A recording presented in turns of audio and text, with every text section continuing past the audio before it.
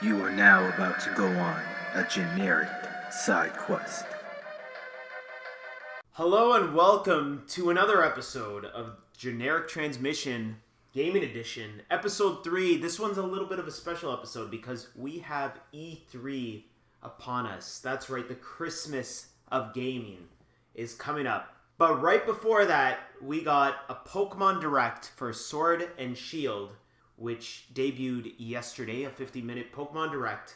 And here to talk about it is none other than my co-host, Mr. Amriel. What up? Hello, Amriel. Hello. And we also have a special guest. You might have heard him on our wrestling pod, the mid-carter, Mr. Sean Alley. Hello. We know you're a big Pokemon fan, a big Pokemon Go fan specifically, right? You and I, we do a lot of raiding, a lot of trading, a lot of, I don't know what else rhymes with that, but we do a lot of Pokemon going, and we're big Pokemon fans here, so we wanted to get together and talk about how everybody felt about this Direct. So, Amriel, what were your overall feelings on the Direct? I guess, I don't know. I'm half and half. It's good to get new information. I hated some of the things that they showed. Yeah. It didn't sell me on it. It's nothing that I have to rush out and buy. Oh man. We'll get into specifics as to things you liked and you didn't like, but overall you're just saying it didn't... Nah, it didn't do anything for me. Okay. Sean? Yeah, I was super excited when I saw the announcement coming for June 5th. I think, like you said, I am a big Pokemon Go fan, but I think my fandom for Pokemon only expanded into Gen 2. And after playing Pokemon Go and seeing kind of Gen 3, Gen 4, I really regret not being into some of those games and buying the consoles to play those. So I was really excited to know that for the Switch, this game is coming out and it's going to be kind of starting over and participating in a new gen of Pokemon. So I was sold either way. Some of the stuff that was shared, I wasn't a little bit underwhelming, but overall, it wasn't going to affect my purchase either way of Sword and Shield. So yeah, overall, I thought satisfying. I think was what I would take away. Nice. Yeah, I'm a sucker for Pokemon, so yeah, I was going to buy it either way. But I was actually disappointed from the original reveal of the game, and this Direct actually sold me on it. Mm-hmm. Yes, there are things, specifically the Dynamaxing, which I think we can all agree we think is a little bit dumb, a little stupid. It replaces Z moves. It's basically gigantic Pokemon or giant forms of Pokemon. Godzilla Pokemon. Yeah, maybe they'll still have Z moves. Maybe they'll still have Megas in there. Who knows? But it seems like it's this region's gimmick, and it doesn't seem like a very interesting gimmick right now. Big shout out to Massive Raichu, though. You know what it reminded me of? Do you remember Mario Tennis for the Wii U? How its gimmick was Mega Mushrooms? Yeah. And that was the only gimmick. This reminded me exactly of that. They just made the Pokemon bigger. It's like, why? Come on. Yeah, from what they showed, it doesn't seem like these Pokemon are going to have any different moves. They will have more enhanced moves, maybe more defense, more HP. It's not really explained if they will. And it only lasts 3 turns. It doesn't even last till the end of the battle. So say you Dynamax a Pokemon, right? Yes. And you get more attack power. And I use Protect. And that wastes one of your turns. What's the point? Well, maybe the Protect will only cut half of Dynamax Pokemon's attack. We don't know the actual details in terms of the attack and defense mechanics with Dynamaxing. Yeah. And we were even speaking about this yesterday in terms of... There should be a downside. So, after the 3 turns, do you lose half your HP or something like that? Or, do you become overall, do your defense stats drop after you Dynamax? So there is a risk and reward. Because it seems like if I can Dynamax in a match and there's no risk when I go back, I just become a regular Pokemon again, I'm going to Dynamax all the time, right? Yeah. But I'm hoping that there is some sort of strategic element to it, like a risk and reward system. I see Sean is rewatching the trailer on there, and he's specifically on that Dynamaxing part 2. What are your feelings on Dynamaxing? Yeah, I wasn't overly impressed by this kind of like the bigger version of Pokemon. I think if I Dynamax and my opponent doesn't, then obviously I have the advantage. But if we both, then it's just two gigantic Pokemon battling, which I don't see the appeal. I'm just looking kind of at the video paused on the screen that talks about like Max Lightning, Max Guard, Max Knuckle, Max Strike. So I don't know if that's like a different impact. Doesn't really strike anything to me. I think we talked about off air kind of if you Dynamax a Metapod, and typically Metapod knows Harden, but it's a much bigger Metapod. You know, is there actual physics to this? Is there like the ground that shakes around it? If it fell on a smaller Pokemon, does it automatic KO? Like, are there those kind of portions? Is there like are weaknesses suddenly reversed? Like fire and is water no longer super effective against a Dynamax like a Squirtle versus a Charm? I'm talking Gen 1 as if those are the only Pokemon going to be featured, but you know, are those suddenly irreverse? Like, so I guess we don't know enough information from the onset. It doesn't really capture my. I think it just seems like something that should have been done like early on. Pokemon got bigger, like to battle Mewtwo, or you know, like that initial time, like that was the one time. So it doesn't really stick out to me as a selling feature, and probably something I'll do like once to see how it looks, and then be like, okay, that was lame. I'll get back to. It is. It could potentially be a fun callback to the Pokemon anime, where they encountered that giant Dragonite. And didn't they go to an island that had giant Pokemon? Maybe, I'm not sure. I could be making that up, but I thought there was an episode with like a giant Pikachu and everything. Not sure about that one, but I definitely remember the giant Dragonite. Yeah. So that's a cool, fun callback, but I think that's it. Yeah, the Dynamaxing was, for me especially, it was definitely the weakest showing. Something that wasn't weak to me is what they're calling the wild area.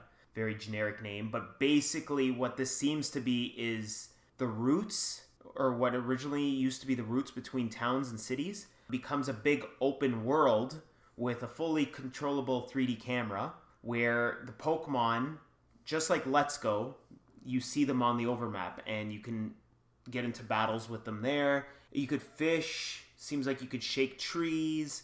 It gave me Breath of the Wild vibes. Of course, I don't think we're going to be able to climb every surface. You're not going to have a bow, or at least I don't think you will have a bow. But I really like this mechanic because you're still going to have your typical cities where you discover, you have your gyms, your shops, and you meet random people with their Pokemon. But these open areas really seem like the next step for Pokemon. What do you guys think? Yeah, it's about time that they bring in a 3D camera. Even though the art style is a bit 3DS-ish. Yeah, it just looks like an upgraded 3DS game, to be honest. It's just a little bit of an upgrade. Yeah, but still, it's a step in the right direction. Also in the wilds, they also included a new game mechanic. They've included raids. You go to these waypoints, and I guess those points you connect online, connect up with 3 people to battle Dynamax Pokemon, which is cool. I like raiding with friends and stuff, seeing what's in their party. There's a few specific raiding gameplay mechanics, so only one of you can Dynamax your Pokemon. Also, some of those Pokemon you encounter in those raids will then show up in the wilds after you defeat the Dynamax version. That's kind of cool. That's kind of like making it into games as a service, which could be a little bit scary, but they're trying something new. Hopefully Nintendo does not mess up the online. Sean, are you interested in any of the online features? I think, yeah, participating in kind of these raids, the max raid battle, I guess, as I'm just looking at it now. That's a cool aspect, I think, that would be a fun, and especially if it does mean that they come back in the wild. And if there's Pokemon that are exclusive to kind of like the max raid battle, then that adds to the prestige of finding one. It's interesting if this has always been kind of in the plan and Pokemon Go incorporated raids to kind of see what that was, or if because of raids and the popularity it is in the mobile game that gave them kind of the go ahead to try this in an online platform where, I guess kind of like for rural players who may have this but have the online, they kind of, get that feel. Yeah, but I think the open world was really what impacted me. In playing Let's Go and Shiny Hunting, when you're done the story mode, it gives you something to do afterwards. And I think with open world, things that maybe you missed on your way to like, I don't know, at least for me when I get to playing the game, I'm in story mode. I try to take my time, but like I need to get to that next gym. I need to, like, you want to beat the game.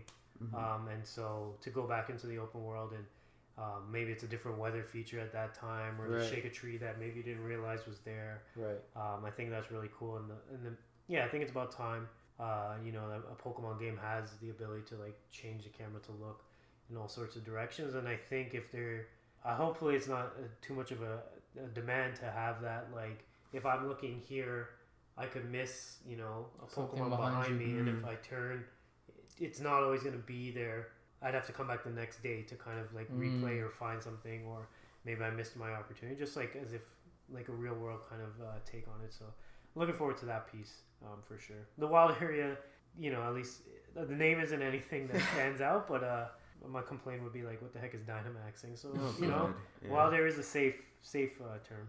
Yeah, and just one more thing I wanted to talk about the Direct were the Pokemon that got revealed, the new Gen 8 Pokemon. I believe we saw 7. We saw 2 legendaries and 5, I guess, regular Pokemon. Overall, I'm a real fan of most of the designs. It gives me that feel of Kanto and Johto. I really love Wooloo. Like that, I wish that thing was a starter, to be honest. That's going to be my new Mareep. So a real big fan of the design so far. I know, Amriel, you were saying that you do like the design of the turtle. Oh, yeah, the turtle. Yeah, right. So that's Dreadnought. That is a water rock Pokemon. That guy looked real cool. Even his description, you have to be like a skilled trainer to control it. And some trainers actually throw it away because they're not skilled enough to control it. I don't know if that's just a Pokedex entry or if that will actually impact gameplay. But that, to me, was one of the standout, if not the standout Pokemon that was shown. I like Wooly too. It has that classic Pokemon design. But I think Dreadnought looks cooler. How about you, Sean? Did you like any of the... Yeah. To be honest, I'm still stuck on the starters. Okay. Like that's kind of where I was more looking to see if any of their evolutions would be revealed in this, but Dreadnought, is that his name? Yep. He was the one that stood out, and I similar to yourself, I did like that feature of those who can master him. Obviously, he becomes even more of a powerful Pokemon to have in your roster. But yeah, Corviknight, I guess, was another. At first I was like, this looks like your typical Raven Pokemon, but after looking at it and knowing about the transport piece, something about, I think, not to be like, I guess it's cool that we all have different ones that stuck out. Probably Corviknight was the one that left the most impression on me. I'm not a big like flying type Pokemon, but it's like a more improved version of the underwhelming, at least to me, underwhelming Skarmory. Skarmory's underwhelming to everybody, Yeah. so yes, So, agreed. It's like there's something about Skarmory that should be cool, and he's just not. But Yeah. maybe Corviknight is the one that gets it right. Yeah. I actually, I don't know. There's some designs of these Pokemon. Like we already have a cotton grass Pokemon. Jumpluff or Jumpluff, exactly. Jumpluff sucks. it's true. This one looks cool. It has a cool little afro, but we already have it. It's all plant type too. It's not even dual type. The Corviknight thing, it looks too over designed to me. It looks cool. It doesn't look like it fits into the Pokemon world, in my opinion. I know, Ricky the Leaf, you said you liked it. Yeah, I actually really like its design. Yeah.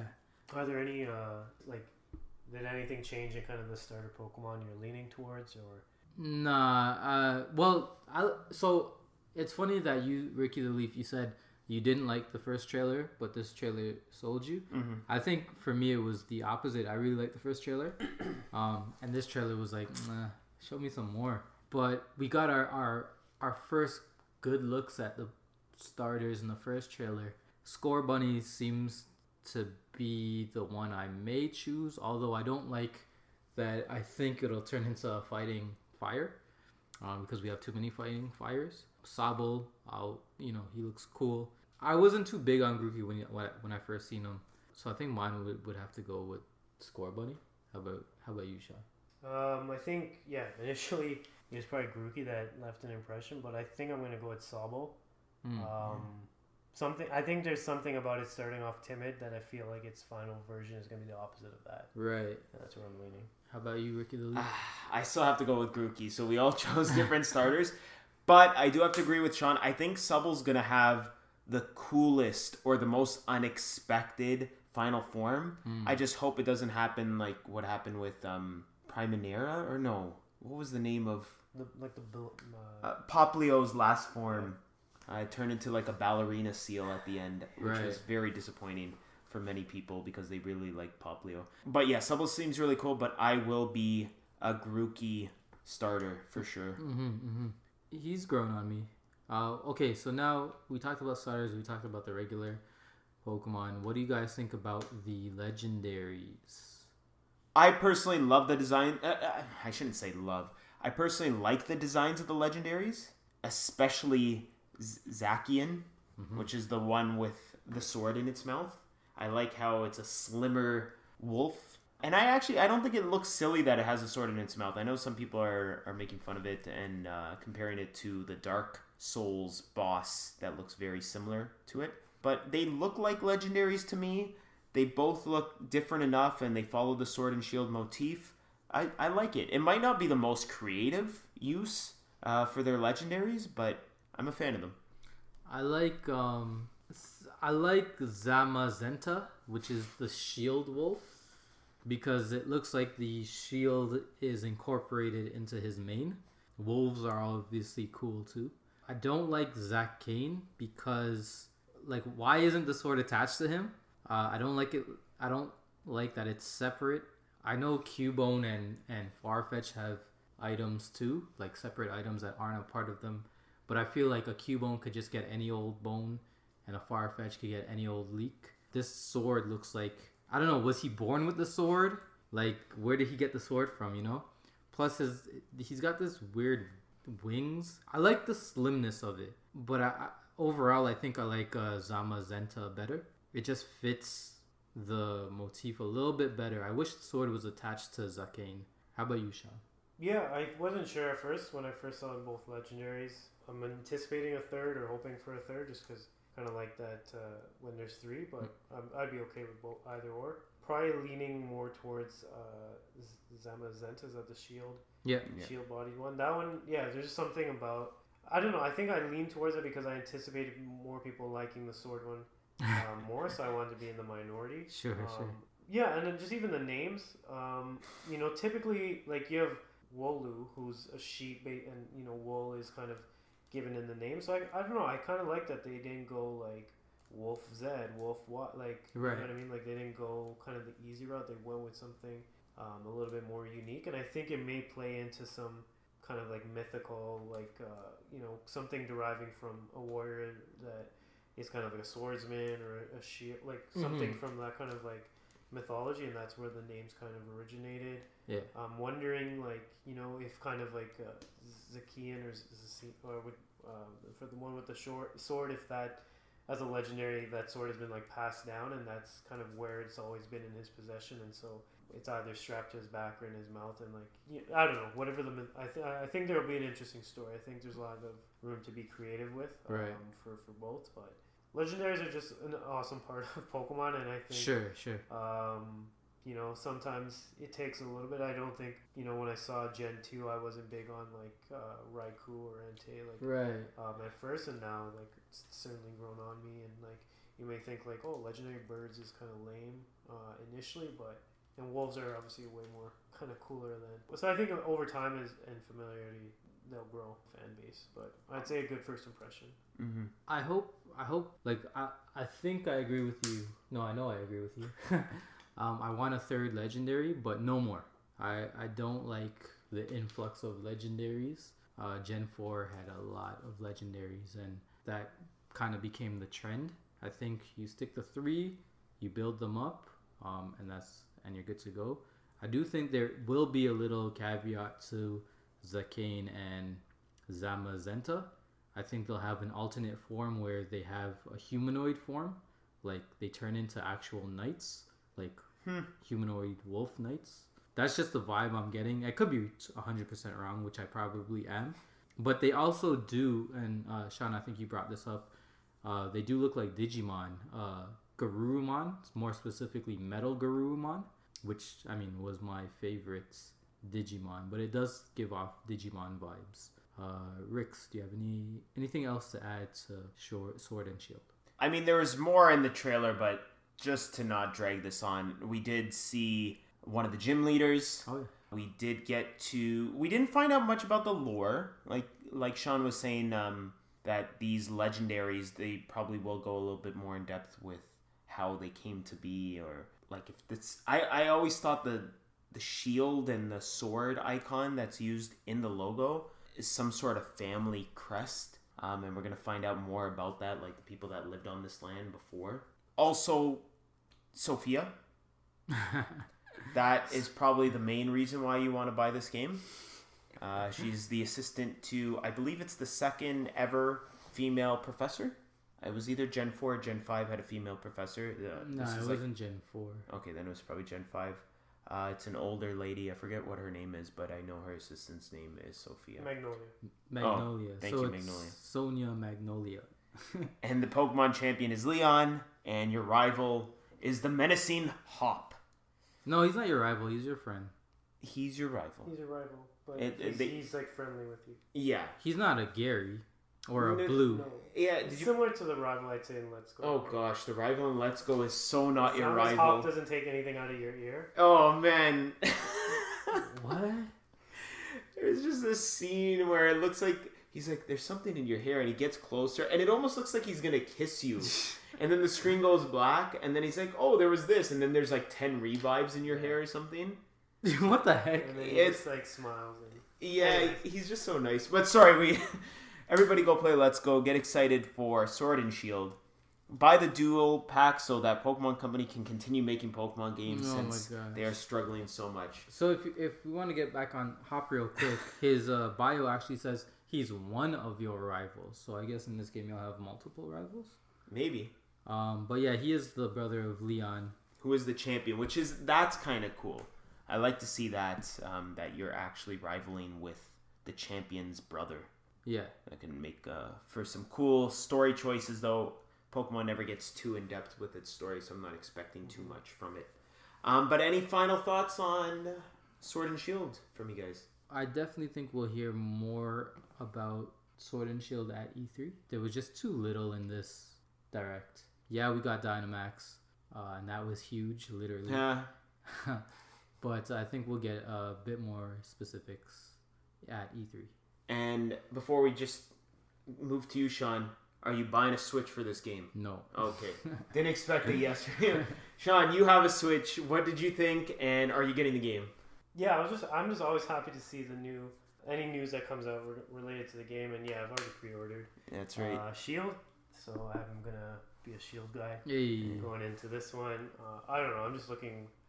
I'll say this: I'm not, given that I've pre-ordered it. If it doesn't come on opening day, I don't think I have that excitement to play it right off the bat. My concern is that they're gonna reveal something and then I'm gonna be like, no, I need it today. But that's a good place to be at, right? Like you're excited to have it irregardless. But if it doesn't come out the first day, it's not The worst. It's not the worst. But my concern again is they're gonna have this awesome feature that's gonna be like, no, I need it like day one. So it's a good place to be in, right? Yeah, it keeps your expectations in check, right? So you don't get overly disappointed when the game comes out and it sucks.